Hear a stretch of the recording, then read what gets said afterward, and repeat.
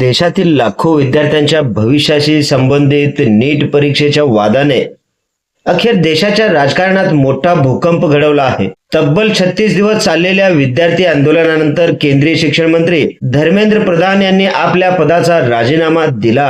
हा फक्त एका मंत्र्याचा राजीनामा नाही, तर तरुणाईच्या संघटित शक्तीचा, लोकशाहीतील जन आंदोलनाचा आणि उत्तरदायित्वाच्या मागणीचा एक महत्त्वाचा टप्पा मानला जात आहे। पण हा संपूर्ण संघर्ष नेमका कसा सुरू झाला?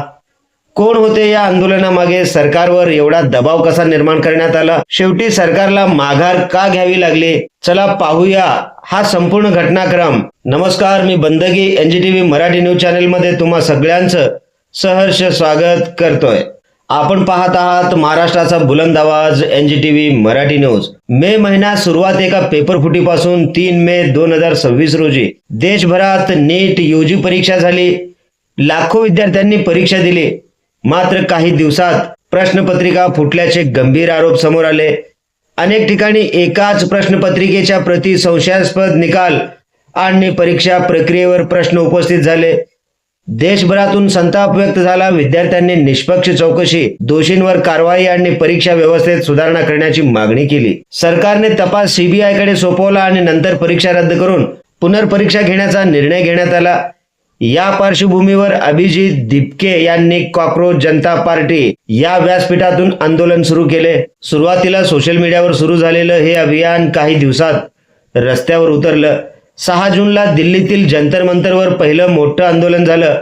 विद्यार्थ्यांनी स्पष्ट मागणी केली, केंद्रीय शिक्षण मंत्री धर्मेंद्र प्रधान यांचा राजीनामा द्या। यानंतर आंदोलनाला देशभरातून प्रतिसाद मिळू लागला।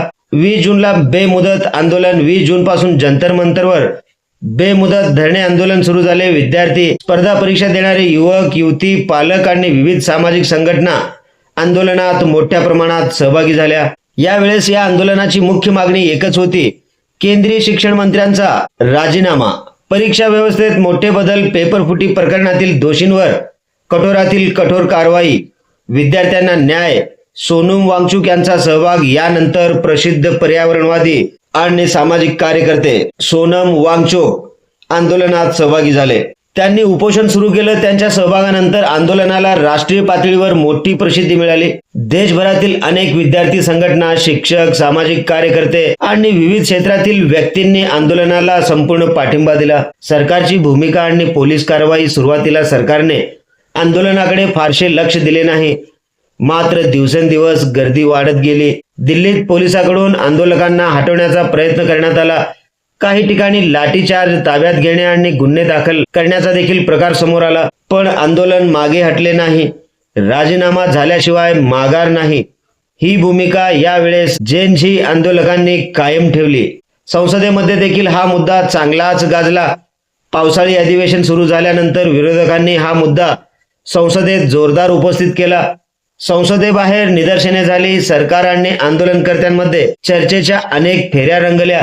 दरम्यान परीक्षा व्यवस्थेत सुधारणा, फास्ट ट्रॅक न्यायालये आणि इतर उपाययोजनांची घोषणा देखील करण्यात आली। तरी देखील आंदोलनकर्त्यांनी स्पष्ट सांगितले, जोपर्यंत केंद्रीय शिक्षण मंत्री धर्मेंद्र प्रधान आपल्या पदावर आहेत तोपर्यंत हे आंदोलन असंच सुरू राहील। अखेर 36 दिवसांनी मोठा निर्णय। तब्बल 36 दिवसांच्या संघर्षानंतर आज केंद्रीय शिक्षण मंत्री धर्मेंद्र प्रधान यांनी आपल्या पदाचा राजीनामा दिला। राजीनामा देताना त्यांनी विद्यार्थ्यांच्या भावना, शिक्षण व्यवस्थेवरील विश्वास आणि देशहिताचा उल्लेख केला। राजीनाम्यानंतर सीजेपी आणि आंदोलनकर्त्यांनी हा लोकशाहीचा विजय असल्याचे सांगितले। आंदोलन स्थगित करण्याची घोषणा करण्यात आली। या संपूर्ण आंदोलनातून एक गोष्ट स्पष्ट झाली, लोकशाहीमध्ये शांततापूर्ण आणि सातत्यपूर्ण आंदोलन हे बदल नक्कीच घडवू शकते। मात्र या आंदोलनाबाबत विविध राजकीय पक्ष, तज्ज्ञ आणि नागरिकांची मते वेगवेगळी आहेत। काहींच्या मते विद्यार्थ्यांच्या न्यायाच्या लढ्याचा विजय आहे, तर काहींच्या मते या प्रकरणाचा अंतिम निष्कर्ष तपास आणि पुढील सुधारणांवर अवलंबून असेल। आता पुढे परीक्षा व्यवस्थेत कोणते बदल होतात, विद्यार्थ्यांनी दिलेली आश्वासने कितपत पूर्ण होतात आणि नव्या शिक्षण मंत्र्यांसमोर कोणती आव्हाने असतील, याकडे संपूर्ण देशाचे लक्ष लागून राहिले आहे। तुमचे या आंदोलनाबद्दल काय मत आहे, कमेंट करून नक्की सांगा।